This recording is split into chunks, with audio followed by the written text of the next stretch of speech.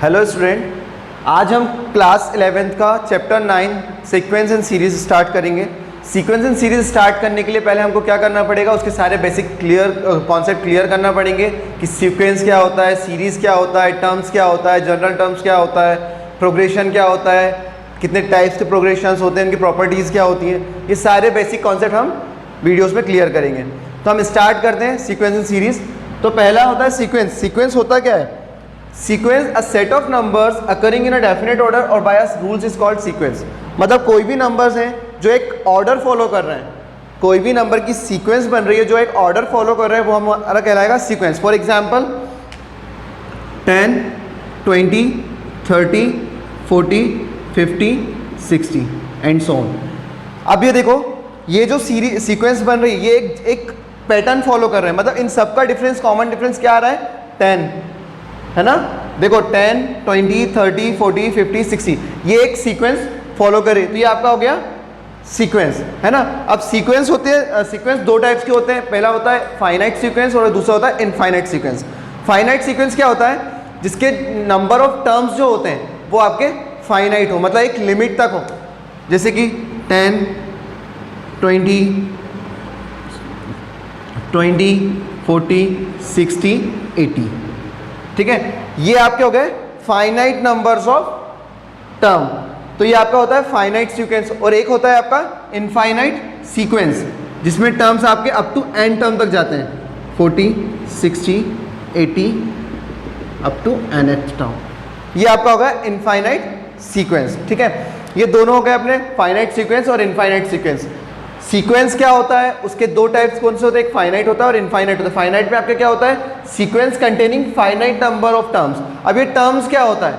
ये जो सीक्वेंस में ये जो नंबर्स लिखे होते हैं, ये जो नंबर्स होते हैं, इनको हम बोलते हैं टर्म्स, ठीक है। टर्म्स को हम डिनोट करते हैं A1, A2, A3, A4, A5, A6 and so on, ठीक है। टर्म्स को हम डिनोट करते हैं A1, A2, A3, A4, A5, AN। AN जो होता है वो आपका कहलाता है जनरल टर्म या फिर nth टर्म, जो आपका ये होता है AN, ठीक है, nth टर्म या फिर general term. Term denoted by A1, A2, A3, A4, AN, where AN is a general term, ठीक है। अब हम आते हैं सीरीज पर। कोई भी सीक्वेंस गिवन है आपको, सीक्वेंस गिवन है तो सीक्वेंस जो है उसका जो सम होता है वो आपका होता है सीरीज। सम मतलब सिर्फ जो आपका कॉमा है, ये जो कॉमा है ये सिर्फ ये चेंज हो जाएगा प्लस साइन में, ये प्लस साइन में चेंज हो जाएगा। तो ये आपकी हो गई सीरीज, ओनली सीरीज। अब मैं बोलूंगा सम ऑफ द सीरीज, तो ये जो पैटर्न है इसका जो सम आएगा वो आपका होगा सम ऑफ द सीरीज, ठीक है। फिर से बता देता हूं, सीरीज और सम ऑफ द सीरीज में ये अंतर है कि जो आपका सीक्वेंस होता है वो आपका कॉमा में आता है। सीक्वेंस जो होता है उसमें आपका प्लस साइन नहीं आता है, मतलब जो भी टर्म्स हैं वो प्लस में नहीं होते हैं। तो ये जो सीक्वेंस के जो नंबर्स होते हैं, यहाँ पर हमें कॉमा हटाकर अगर हम प्लस लगा देते हैं और ये अपना कंटिन्यूस रहता है, तो ये आपका कहलाता है एक सीरीज, है ना। If A1, A2, A3, A4, AN is a sequence, then the expression A1 plus A2 plus A3, AN is a series, ठीक है। ये जो एक्सप्रेशन जनरेट हो रहा है ये आपका कहलाता है सीरीज। अब मैं बोलता हूँ कि सम ऑफ सीरीज, तो सम ऑफ सीरीज क्या होता है? ये जो टर्म्स है इनका जो एडिशन आएगा, जो सम आएगा वो आपका कहलाएगा सम ऑफ द सीरीज। सीरीज और सम ऑफ द सीरीज में एक ये डिफरेंस ध्यान रखना कि सीरीज में सिर्फ क्या होता है? प्लस साइन इंट्रोड्यूस हो जाता है, but sum of the series में क्या होता है? इन सब का सम हो जाता है, ठीक है। और हमें अगर किसी क्वेश्चन में एक सीरीज गिवन हो, सम ऑफ n टर्म की एक सीरीज गिवन हो, तो हमें क्या होता है? उसको शॉर्ट फॉर्म में डिनोट किया जाता है सिग्मा से। उस क्वेश्चन को आपको शॉर्ट फॉर्म में डिनोट किया जाएगा, वो होता है आपका सिग्मा। अब ये देखो सिग्मा, ये होता है आपका सिग्मा ए के की वैल्यू जो है वो 1 से लेके अप टू n तक फॉलो होगी, और ये जो टर्म है आपका, ये आपका टर्म कहलाएगा। फॉर एग्जाम्पल देख लो, अगर मैं k की वैल्यू 1 रखता हूँ, ये सिग्मा मतलब होता है सम, ठीक है। k की वैल्यू 1 रखूँगा, A1, फिर 2 रखूँगा, 3 रखूँगा, 4 रखूँगा, और सिग्मा मतलब प्लस, तो ये होगा sum of the series. Series is denoted by sigma sign, ठीक है। ये आपका हो गया सीरीज। अब हम पढ़ते हैं प्रोग्रेशन। प्रोग्रेशन क्या होता है? कोई भी सीक्वेंस एक सर्टेन पैटर्न को फॉलो करती हुई चल रही है तो होती है प्रोग्रेशन। ठीक है, sequence following certain pattern are called progression. अब प्रोग्रेशन जो होते हैं वो 3 टाइप्स के होते हैं, arithmetic progression, geometric progression and harmonic progression. Arithmetic progression and geometric progression आपके सिलेबस में है तो हम वो सॉल्व करेंगे पहले। ठीक है, हार्मोनिक प्रोग्रेशन जो है वो आपके बोर्ड एग्जाम के पॉइंट ऑफ व्यू से नहीं है तो हम वो सॉल्व नहीं करेंगे। ठीक है, तो हम अरिथमेटिक प्रोग्रेशन क्या होता है वो देखते हैं। अरिथमेटिक प्रोग्रेशन क्या होता है? Difference between any 2 constitutive term is constant. मतलब क्या होगा, आपको एक सीक्वेंस गिवन है, उसके बीच का जो डिफरेंस है या फिर जो भी कॉन्स्टिट्यूटिव टर्म्स है उनके बीच का जो डिफरेंस है वो कांस्टेंट रहेगा। फॉर एग्जांपल यहाँ पे देखो, इसका डिफरेंस 2 है, इसका भी 2 2 2। मतलब क्या हो रहा है, ये एक पैटर्न है जो जिसका डिफरेंस हर टर्म के बीच का डिफरेंस कितना है, first term and second term के टर्म का डिफरेंस कितना है 2। तो ये आपका एक पैटर्न फॉलो कर रहा है जो हमारा कहलाता है एपी। एक और एग्जांपल देख लेते हैं, 100 95 90 और 85। एपी में हम डिफरेंस कैसे देखते हैं, second term minus first term. तो देखो यहाँ पे 4 - 2 जो हो रहा था, 4 - 2 तो आपका आ रहा था 2, फिर 6 - 4 2। ये जो आपका है एक सर्टेन पैटर्न फॉलो कर रहा है तो ये आपका एपी हो गया। अब इसमें देखते हैं हम second term minus first term, 95 - 100 कितना आएगा, माइनस का 5। 90 - 95 माइनस का 5। मतलब क्या हो रहा है, यहाँ पे जो सीरीज जो जा रही है, सीक्वेंस जो जा रही है वो एक डिक्रीजिंग ऑर्डर में जा रही है और यहाँ पर जो जा रही है वो एक इंक्रीजिंग ऑर्डर में जा रही है। तो हम इसको बोल सकते हैं इंक्रीजिंग एपी और इसको बोल सकते हैं हम डिक्रीजिंग एपी। अच्छा, इसके जो बीच का जो कॉमन डिफरेंस है वो हमारा कॉमन आ रहा है 5 - 5, तो ये हमारा एपी हो गया। मैंने बोला आपको difference between any 2 constitutive term is constant. मतलब क्या होगा, कोई भी दो जो टर्म्स हैं, कॉन्स्टिट्यूटिव टर्म्स जो हैं, उसका अगर डिफरेंस जो है वो कांस्टेंट आ रहा है, मतलब सेम आ रहा है, तो वो आपकी एपी कहलाएगी। ठीक है, एक और एग्जांपल देख लेते हैं, 2 2 2 2। ठीक है, अब ये जो सीरीज में जो मैंने सीक्वेंस बनाई है ये कौन सी होगी, ये भी आपकी एपी कहलाएगी, क्योंकि यहाँ पे इनका जो कांस्टेंट टर्म है वो सेम है। देखो यहाँ पर भी डिफरेंस सेम है, यहाँ भी डिफरेंस, यहाँ भी, तो ये भी आपकी एपी कहलाएगी। ठीक है, ये हमारा हो गया अरिथमेटिक प्रोग्रेशन। अब अरिथमेटिक प्रोग्रेशन के कुछ बेसिक देखते हैं हम। अरिथमेटिक प्रोग्रेशन में जो फर्स्ट टर्म होता है, जैसे आपको इक्वेशन गिवन है 5 10 15 20 25, ये आपको अरिथमेटिक एपी गिवन है ना। तो इसका जो फर्स्ट टर्म होता है उसको हम डिनोट करते हैं A, first term is denoted by A या फिर A1, है ना। सेकंड होता है कॉमन डिफरेंस। कॉमन डिफरेंस क्या होगा, 10 - 5, है ना, तो ये डिनोट करते हैं हम D। अब हम अगर हमको AP का AN टर्म फाइंड करना है तो उसका एक फॉर्मूला होता है AN = A + N - 1 D। ये होता है जनरल टर्म या N टर्म, है ना, ये जनरल टर्म का फॉर्मूला होता है। दूसरा हमारा आता है sum of N term of an AP। तो सम ऑफ N टर्म का फॉर्मूला होता है N/2 2A + N - 1 D। Sum of N term में क्या होता है, हम सम ऑफ N टर्म मतलब AP का सम फाइंड करते हैं और जनरल टर्म में हम उसका टर्म फाइंड करते हैं। तो ये दो फॉर्मूले आपको याद रखना है, ये होता है जनरल टर्म और ये होता है सम ऑफ N टर्म। ठीक है, एक सम ऑफ N टर्म का फॉर्मूला और होता है जिसमें लास्ट टर्म गिवन हो, लास्ट टर्म और फर्स्ट टर्म गिवन हो, तो वो होता है आपका sum of N term = N/2 A + L। L denotes last term, है ना, L = लास्ट टर्म।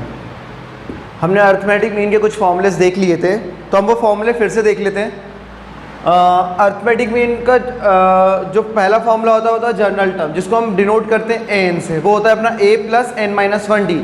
वैसे ये सारे फॉर्मूलेज आपने 10th क्लास में पढ़े होंगे, बट दोबारा मैं फिर से समझा देता हूँ ताकि आप लोग फिर से वो चीज़ याद रख पाए, है ना।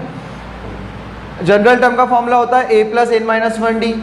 nth टर्म का फॉर्मूला होता है l minus n minus one d, where l is a last term.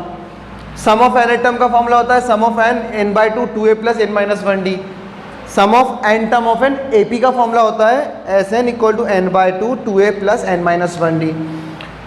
Fourth formula है आपका if Sn be the sum of n term and AP whose first term is and last term is L, then Sn जो है वो आपका sum of n term of an AP है, जहाँ पे first term आपका A है और लास्ट टर्म आपका L है। अगर क्वेश्चन में इस टाइप का कुछ क्वेश्चन आया जिसमें आपको फर्स्ट टर्म दिया है, सम ऑफ n टर्म दिया है और लास्ट टर्म दिया है, तब आपका formula sum of n term equal to n by two a plus l use होगा। ठीक है, एक फॉर्मूला होता है if Sn is the sum of the first n term of an AP whose last term is L and common difference is D। अब ये जो formula है इसमें आपको लास्ट टर्म और कॉमन डिफरेंस गिवन है और sum of n term given है, तब आपका फॉर्मूला यूज होगा Sn equal to n by two 2l minus n minus one d. तो ये 5 फॉर्मूले होते हैं जिसमें हमारा पूरा AP डिपेंड होता है, तो ये फॉर्मूले आपको याद रखना है। ठीक है, अब हम आते हैं AP के कुछ कॉन्स्टिट्यूटिव टर्म्स के सिलेक्शन पे। बहुत से क्वेश्चन ऐसे आएंगे जहाँ पे आपको बोला जाएगा कि 5 constitutive terms, 3 constitutive terms of an AP, 2 constitutive terms of an AP। तो वो चीज़ हमको कैसे एज्यूम करना है वो चीज़ देखते हैं। अगर आपको क्वेश्चन में गिवन है कि 3 कॉन्स्टिट्यूटिव मेंबर इन AP क्या है, तो आपको क्या करना है, वहाँ पे कुछ टर्म्स एज्यूम करने पड़ेंगे। वो टर्म्स होंगे आपके विथ कॉमन डिफरेंस D के साथ a plus D, a minus D, 3 terms of 3 constitutive member of AP। ठीक है, उसके बाद आता है 4 कॉन्स्टिट्यूटिव मेंबर ऑफ AP। तो ये जो 4 कॉन्स्टिट्यूटिव मेंबर ऑफ AP है, इसका कॉमन डिफरेंस आपका होगा 2D, और ये टर्म्स हम सेलेक्शन करेंगे a minus D, a plus D, a plus 3D, a minus 3D। ये 4 कॉन्स्टिट्यूटिव टर्म्स इन AP। फिर आते हैं हम 5 कॉन्स्टिट्यूटिव टर्म्स इन AP। तो 5 कॉन्स्टिट्यूटिव टर्म्स ऑफ AP का डिफरेंस क्या होगा, कॉमन डिफरेंस D, और वो टर्म्स होंगे अपने a plus D, a minus D, a plus 2D, a minus 2D। 6 constitutive members in AP अगर हम बोल रहे हैं विद कॉमन डिफरेंस 2D, तो अब हमारा हो जाएगा a minus D, a plus D, a minus 3D, a plus 3D, a minus 5D, a plus 5D। तो ये टर्म्स आपको थोड़ा ध्यान रखना पड़ेंगे ताकि हमें क्वेश्चंस करने में आसानी हो। ठीक है, अगर 3 कॉन्स्टिट्यूटिव मेंबर की बात कर रहा है तो a minus D, a plus D. 4 constitutive member की बात कर रहा है तो a minus D, a plus D, a minus 3D, a plus 3D। 5 constitutive member की बात कर रहा है तो a minus D, sorry a minus D, a plus D, a minus 2D, a plus 2D। अगर 6 कॉन्स्टिट्यूटिव मेंबर की बात कर रहा है तो हो जाएगा आपका a minus D, a plus D, a minus 2D, a plus 3D, a minus 5D, a plus 5D। अब यहाँ पे देखो इसमें कॉमन डिफरेंस कितना आ रहा है, 5D माइनस 2D। 2D का जो कॉमन डिफरेंस है आपका यहाँ पे 2 है, और यहाँ पे क्या है आपका D है, D minus 2D, D plus, मतलब जो कॉमन डिफरेंस है आपका वो आपका यहाँ पे D है और यहाँ पे आपका 2D है। तो ये आपको selection of term in AP आपको ध्यान रखना है। ठीक है, अब हम कुछ प्रॉपर्टीज़ ऑफ AP देखते हैं। ये जो प्रॉपर्टीज़ हैं ये हमें आसानी होगी क्वेश्चंस को पहचानने में, उसको आइडेंटिफाई करने में कि वो AP है या नहीं। तो हमें कुछ प्रॉपर्टीज़ देखनी है। पहली प्रॉपर्टी है if a constant added to a each term of an AP the resulting sequence is also an AP। मतलब आपको एक AP गिवन है 5, 10, 15, 20 और 25, 30 and so on। अब वो बोल रहा है कि अगर इस AP में कोई कांस्टेंट ऐड कर रहे हो तो जो रिजल्टिंग AP आ रही, जो रिजल्टिंग सीक्वेंस जो बन रहा है वो भी आपका AP बन रहा है। अब आप देख लो यहाँ से हमने इसमें +2 कर दिया, फिर इसमें भी हमने +2 कर दिया, इसमें भी हमने +2 कर दिया। ये कांस्टेंट टर्म हम ऐड करते जा रहे हैं, सेम टर्म हम ऐड करते जा रहे हैं। मतलब if a constant added to each term of an AP the resulting sequence is also an AP। मतलब हम एक कांस्टेंट नंबर इस सीक्वेंस में ऐड करते जा रहे हैं तो जो हमारी रिजल्टिंग सीक्वेंस जो आएगी वो आपकी AP कहलाएगी। 5 + 2 7, 10 + 2 12, 15 + 2 17, 20 + 2 22, 25 प्लस 2 27। अब आप देखो इसमें कॉमन डिफरेंस कितना आ रहा है, 5 5 5 एंड 5, मतलब ये जो आपकी है ये भी आपकी क्या है, AP। ठीक है, ये मतलब फर्स्ट प्रॉपर्टी आपकी ये बोलती है कि अगर आप किसी AP में एक कांस्टेंट टर्म ऐड करते जा रहे हो तो वो उसकी जो रिजल्टिंग सीक्वेंस आएगी वो भी आपकी AP होगी। ठीक है, सेकेंड प्रॉपर्टी है, if a constant is subtracted from each term of an AP the resulting sequence is also an AP। अब ये बोल रहा है कि एक कांस्टेंट टर्म आप इसमें से माइनस करते जा रहे हो और आपकी जो रिजल्टिंग सीक्वेंस आएगी वो भी AP ही आएगी। अगर मैं यहाँ पे करता हूँ -1 -1 -1 -1 -1 -1, ठीक है, तो ये हो जाएगा आपका 4 9 14 19 24 एंड 29, ये आपकी एक रिजल्टिंग सीक्वेंस बनी। तो इसमें भी देखिए आप 4 + 5 9, 9 + 5 14, 14 + 5 19, 19 + 5 24, 24 + 5 29, तो ये भी आपकी क्या बन गई, एक रिजल्टिंग सीक्वेंस AP। ठीक है, थर्ड प्रॉपर्टी है आपकी, if each term of an AP is multiplied by a constant then the resulting sequence is also an AP। इसमें ये बोल रहा है कि अगर कोई सीक्वेंस गिवन है और वो अगर एक कांस्टेंट टर्म से मल्टीप्लाई हो रही है, मतलब एक सेम टर्म से मल्टीप्लाई हो रही है, तो जो रिजल्टिंग सीक्वेंस आएगी वो भी आपकी AP आएगी। एक सीक्वेंस मान लेते हैं 2 4 6 8 10। ठीक है, अब वो बोल रहा है कि ये जो सीक्वेंस है AP की, इसमें अगर हम किसी एक कांस्टेंट टर्म का मल्टीप्लाई करते हैं तो जो हमारी रिजल्टिंग सीक्वेंस आएगी वो भी हमारी AP आएगी। चेक कर लेते हैं, इसमें हम 2 कर देते हैं इंटू, इसमें भी इंटू 2 कर देते हैं, इसमें भी इंटू 2 कर देते हैं और इसमें भी इंटू 2 कर देते हैं, है ना। तो हो जाएगा 2 2 ज़ा 4, 4 2 ज़ा 8, 6 2 ज़ा 12, 2 8 ज़ा 16, 2 10 ज़ा 20। तो अब ये जो हमारी रिजल्टिंग सीक्वेंस आई इसका डिफरेंस चेक कर लेते हैं। 8 - 4 4, 12 - 8 4, 16 - 12 4, 20 - 6 4, मतलब ये क्या है, एक कांस्टेंट डिफरेंस है, मतलब इन सारे टर्म सीक्वेंस का जो डिफरेंस है वो सेम है, तो ये भी हमारी क्या हो गई, AP। ये हो गई आपकी थर्ड प्रॉपर्टी। अब फोर्थ प्रॉपर्टी पे हम आते हैं, if each term of an AP is divided by non zero constant then the resulting sequence is also an AP। मतलब ये बोल रहा है कि अगर हम कोई AP ले रहे हैं और उसको हम नॉन जीरो टर्म, मतलब नॉन जीरो मतलब जो टर्म जीरो ना हो, है ना, नॉन जीरो टर्म से हम डिवाइड करते तो हमारा जो आंसर आएगा वो AP आएगा। तो हम लेते हैं 10 20 30 40 50। ठीक है, अब हम क्या करेंगे, इन सारे टर्म्स को एक कांस्टेंट टर्म से डिवाइड कर देते हैं, मतलब कांस्टेंट मतलब एक सेम टर्म से हम इसको डिवाइड कर देते हैं 5 से, है ना। तो डिवाइड बाय 5 जब हम करेंगे तो ये हो जाएगा 10 divide by 5 2, 20 divide by 5 4, 30 divide by 5 6, 40 divide by 5 8, 50 divide by 5 10। तो ये देखो, ये जो हमारी सीक्वेंस आई ये भी हमारी किसकी है, AP की, मतलब इसका डिफरेंस, कॉमन डिफरेंस कितना है 2, तो ये रिजल्टिंग सीक्वेंस आपकी क्या हो गई, AP। तो ये आपकी 4 प्रॉपर्टीज़ हैं जो अलग अलग तरीके से काम करती हैं। पहली प्रॉपर्टी थी, अगर आप किसी सीक्वेंस में एक कांस्टेंट टर्म ऐड करते जाते हो तो जो रिजल्टिंग सीक्वेंस होगा वो आपका AP कहलाएगा। दूसरी प्रॉपर्टी थी, अगर आप किसी सीक्वेंस में, किसी AP के सीक्वेंस में कांस्टेंट टर्म, एक कांस्टेंट टर्म को माइनस करते जा रहे हो, सब्ट्रैक्ट करते जा रहे हो, तो जो रिजल्टिंग सीक्वेंस आएगा वो आपका AP हो जाएगा। और थर्ड है आपकी, if each term of an AP is multiply by a constant term then resulting sequence is also an AP। मतलब क्या है कि अगर आप किसी AP की सीरीज में एक कांस्टेंट टर्म को मल्टीप्लाई करते जा रहे हो तो जो आपकी रिजल्टिंग सीक्वेंस आएगी वो भी आपकी AP कहलाएगी। और फोर्थ है आपका, if each term of an AP is divided by a non zero constant, मतलब कोई भी AP है अगर उसको आप नॉन जीरो टर्म से डिवाइड करते हो तो जो रिजल्टिंग सीक्वेंस आएगा वो भी आपका AP होगा। ये मैंने एग्जाम्पल के थ्रू आपको समझा दिया है।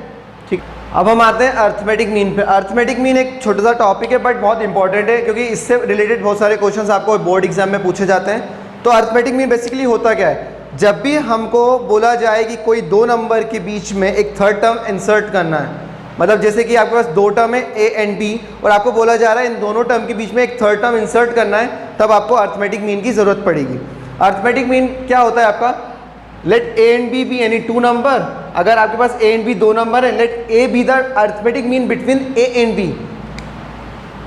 ए एंड बी टू नंबर और उनके बीच में हम क्या इंसर्ट कर रहे हैं, ए। तो ये हमारा क्या हो जाएगा, आर इन ए पी। ये हमारी ए पी जनरेट हो गई, ठीक है। तो हमारी ये जो सीक्वेंस होगी वो हमारी ए पी जनरेट होगी। अब हम क्या करेंगे, ए एंड बी के बीच में हम ए को इंसर्ट कर रहे हैं, तो इसको हम डिराइव करते हैं। तो हम कॉमन डिफरेंस निकाल लेते हैं, A minus A equal to B minus A. अब हम क्या करेंगे, एक टर्म को इधर ले आएंगे, A plus A equal to B plus A या फिर ए प्लस बी, क्योंकि ये माइनस का हो जाएगा प्लस हो जाएगा, ये माइनस का जाएगा प्लस हो जाएगा। ये हो जाएगा 2a equal to a plus b, a equal to a plus b by 2। ये आपका हो गया अर्थमेटिक मीन का फॉर्मूला। ये आपका होता है अर्थमेटिक मीन, ठीक है। ये हमने कुछ अर्थमेटिक के बेसिक कॉन्सेप्ट, बेसिक फॉर्मूले पढ़ लिए हैं, मैक्सिमम फॉर्मूले हमने कवर कर लिए हैं। अब हमको इससे रिलेटेड क्वेश्चन सॉल्व करना है, ठीक है। हमने अर्थमेटिक प्रोग्रेशन पढ़ लिया, अर्थमेटिक प्रोग्रेशन में हमने सारे उसके बेसिक कॉन्सेप्ट क्लियर कर लिए हैं, अर्थमेटिक मीन भी हमने समझ लिया है। अब हम आते हैं ज्योमेट्रिक प्रोग्रेशन। ज्योमेट्रिक प्रोग्रेशन क्या होता है, ज्योमेट्रिक प्रोग्रेशन और अर्थमेटिक प्रोग्रेशन में डिफरेंस ये होता है कि सिर्फ अर्थमेटिक प्रोग्रेशन में आपको कॉमन डिफरेंस डी से कॉमन डिफरेंस होता है डी, बट ज्योमेट्रिक प्रोग्रेशन में आपका कॉमन रेशियो कहलाता है। मतलब कि आपका जो ratio of two constitutive term है वो हमेशा कांस्टेंट कहलाएगा। मतलब ratio of two constitutive term always constant, और रेशियो को हम आर से डिनोट करते हैं, ठीक है। तो हम एक एग्जांपल देख लेते हैं। हमारे पास एक सीक्वेंस गिवन है 2 6 18 54, ये हमको एक सीक्वेंस गिवन है, ठीक है। तो हमको क्या करना है, ये आइडेंटिफाई करना है कि जीपी है कि नहीं।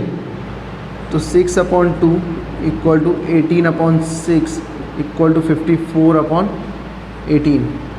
ये हो जाएगा 3 ये हो जाएगा 3 ये भी 3 मतलब इसका जो कॉमन रेशियो आ रहा है वो कितना आ रहा है 3, जो कि कांस्टेंट है। मतलब सारी वैल्यूज़ में जो कांस्टेंट है, कांस्टेंट रेशियो जो है अपना, कॉमन रेशियो जो है वो आपका 3 है। तो ये आपका जीपी हो गया। जीपी बेसिकली क्या होता है, जीपी में हमारा जो कॉमन रेशियो होता है वो हमेशा कांस्टेंट कहलाता है। जो हम एपी पढ़ते थे उसमें हमारा जो कॉमन डिफरेंस होता था वो हमेशा ऐड होता जाता था, जैसे 2 4 6 8 9। बट जीपी में क्या होता है, जो हमारा कॉमन रेशियो होता है वो मल्टीप्लाई होता है, और हम उसको डिनोट करते हैं, रिप्रेजेंट करते हैं जीपी को a r square, a r cube, a are to the power 4 and so on. मतलब इसमें क्या होगा, ए आएगा, फिर कॉमन रेशियो इंटू होगा, फिर कॉमन रेशियो एक बार और इंटू होगा, मतलब ए आर स्क्वायर, फिर ए आर क्यूब। ये हमारा कंटिन्यूसली इंटू होता जाएगा, ठीक है। ये हो गया आपका जीपी। अब हम आते हैं nth टर्म ऑफ जीपी, हम डिनोट करते हैं A are to the power n-1। nth term या फिर जनरल टर्म ऑफ जीपी हम रिप्रेजेंट करते हैं A R n to the power -1, है ना, A R n-1। Sum of n terms of GP हम डिनोट करते हैं, जैसे हम उसमें sum of n term of AP निकालते थे, उसी तरह हम इसमें sum of n term of GP का फॉर्मूला होता है हमारा Sn equal to a under bracket 1 - r to the power n upon 1 - r, और उसी को हम एक तरीके से और लिख सकते हैं Sn equal to a r to the power n -1 upon r -1। ये आपके फॉर्मूले होते हैं। ये आपका जनरल टर्म का फॉर्मूला होता है, ये और सम ऑफ n टर्म का फॉर्मूला होता है। एक होता है हमारा sum of infinite term of GP. अगर आपको जीपी में इनफाइनाइट टर्म्स दिए हैं तो आपका फॉर्मूला यूज होगा s infinite equal to a upon 1 - r। यहाँ पे ए जो है वो आपका फर्स्ट टर्म होगा और आर जो है वो आपका कॉमन रेशियो होगा। अब हम आते हैं ज्योमेट्रिक मीन। जैसे उसमें अर्थमेटिक प्रोग्रेशन में जो अर्थमेटिक मीन होता था, उसी तरह ज्योमेट्रिक प्रोग्रेशन में ज्योमेट्रिक मीन होता है। ज्योमेट्रिक मीन हम किससे डिनोट करते हैं, ज्योमेट्रिक मीन। अब ज्योमेट्रिक मीन में हम क्या करेंगे, ज्योमेट्रिक मीन भी हमारा सेम ही होता है। जैसे हम अर्थमेटिक प्रोग्रेशन, अर्थमेटिक मीन में दो टर्म्स के बीच में थर्ड टर्म को इंसर्ट करते थे, उसी तरह ज्योमेट्रिक मीन में भी हम वही करेंगे। बट ज्योमेट्रिक मीन में क्या होता है, यहाँ पे हमारा कॉमन रेशियो आ जाता है, वहाँ पे हमारा कॉमन डिफरेंस आता था, तो कॉमन रेशियो अपना आ जाता है। जैसे कि हमारे पास दिया गया है कि हमने एक टर्म मान लिया ए, ये ज्योमेट्रिक मीन है, और आपका बी, ठीक है। ये आपकी जीपी दी गई है, तो आपका क्या हो जाएगा, G upon A equal to B upon G. ये आपने क्या कर दिया, इसको ज्योमेट्रिक मीन के फॉर्म में लिख दिया, तो आपका हो जाएगा ये G square equal to A B, मतलब आपका जी रूट ज्योमेट्रिक मीन क्या आ गया, रूट ए बी। ये आपका होता है ज्योमेट्रिक मीन। हमने ज्योमेट्रिक मीन समझ लिया, ज्योमेट्रिक मीन क्या होता है। अब हम आते हैं कुछ बेसिक कॉन्सेप्ट पे। अगर आपको जीपी में first N natural numbers find करने हैं, मतलब आपको क्वेश्चन में गिवन दिया गया है find the first natural number in GP, तो उसका एक फॉर्मूला होता है फर्स्ट नेचुरल नंबर का, find the sum of the first N natural number of GP. अपन फाइंड करेंगे n+1/2। यहाँ पे n जो होता है वो आपका 1 2 3 4 5 6 अप टू n तक जाएगा, ठीक है। सेकंड आता है sum of square of first N natural number, मतलब जो भी एन नेचुरल नंबर्स क्या होते हैं 1 2 3 4 5 नेचुरल नंबर्स होते हैं। तो square of sum of N natural number का फॉर्मूला हो जाएगा 1 का square, n 2 square, 3 square, 4 square. तो ये आपका हो जाएगा summation of sigma of n square equal to n+1 2n+1/6। फिर बोलते हैं sum of cubes of first N natural number. तो cubes of first natural number क्या होगा, 1 का क्यूब, 2 का क्यूब, 3 का क्यूब। जैसे स्क्वायर हो रहा था वैसे क्यूब हो गया, तो उसका फॉर्मूला होता है sum of n³ equal to n+1/2 का होल स्क्वायर, ठीक है। ये आपका हो गया sum of first N natural number of GP. अब हम आते हैं सिलेक्शन टर्म इन जीपी। जैसे हमने एपी में पढ़ा था कि जो टर्म्स होते हैं, कॉन्स्टिट्यूटिव टर्म्स होते हैं, उनको किस बेसिस पे सेलेक्ट किया जाता है, उसमें हम कॉमन डिफरेंस रखते थे, इसमें हम कॉमन रेशियो रखेंगे।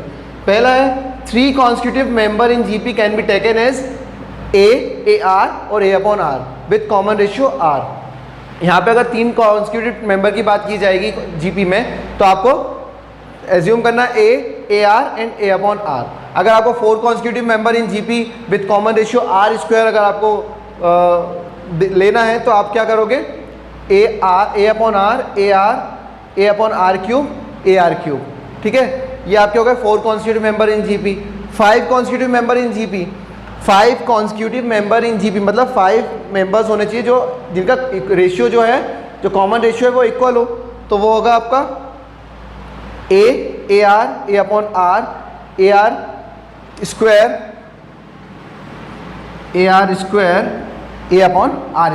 ये हो गए आपके 5 कॉन्स्टिट्यूटिव मेंबर A/R A/R2 ये हो गए 5 कॉन्स्टिट्यूटिव मेंबर इन जीपी। अब हम आते हैं कुछ प्रॉपर्टीज़ पे जीपी की। जैसे हमने एपी में प्रॉपर्टीज़ पढ़ी थी, उस तरह जीपी में भी कुछ प्रॉपर्टीज़ होती हैं। If all the terms of GP multiplied और divided by same non zero constant then its remain GP. अगर कोई भी आपको सीक्वेंस गिवन है, अगर वो नॉन जीरो टर्म किसी भी सेम कांस्टेंट टर्म से डिवाइड होती है पूरी सीरीज़, तो आपकी जो रिजल्टिंग सीरीज़ होगी वो भी आपकी जीपी होगी, ठीक है। सेकेंड है the reciprocal of term of given GP form GP. अगर आप किसी भी जीपी का रेसिप्रोकल निकालते हो या उसको रेसिप्रोकेट करते हो, मतलब रिवर्स करते हो, तो उसका जो भी रिजल्टिंग सीक्वेंस आएगा वो भी आपका जीपी कहलाएगा।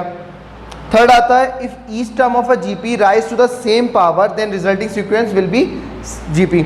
एक सीक्वेंस गिवन है, अगर उसकी जो पावर है वो एक कॉन्स्टेंटली इंक्रीज हो रही है, मतलब कॉन्स्टेंट पावर रख के आप उसमें उसको बढ़ाते जा रहे हो, तो वो आपकी जो रिजल्टिंग सीक्वेंस है वो भी आपकी जीपी कहलाएगी। If each term of a GP raise to the same power उसमें आप एक सेम पावर उसमें राइज हो रही है, मतलब बढ़ती जा रही है, तो जो आपकी रिजल्टिंग सीक्वेंस आएगी वो भी आपकी जीपी कहलाएगी। तो ये हमारा हो गया एपी और जीपी का कंप्लीट इंट्रोडक्शन। अब हम नेक्स्ट वीडियो में कुछ क्वेश्चंस इससे रिलेटेड सारे क्वेश्चन सॉल्व करेंगे। जब तक आप ये सारे फॉर्मूलेज याद कर लेंगे, जब तक सारे इसके बेसिक जितने भी हमने फॉर्मूले आज पढ़े हैं एपी और जीपी के, वो सारे आपको पढ़ना है, अच्छे से समझना है, ठीक है। हम नेक्स्ट वीडियो में नई एक्सरसाइज स्टार्ट करेंगे। Thank you.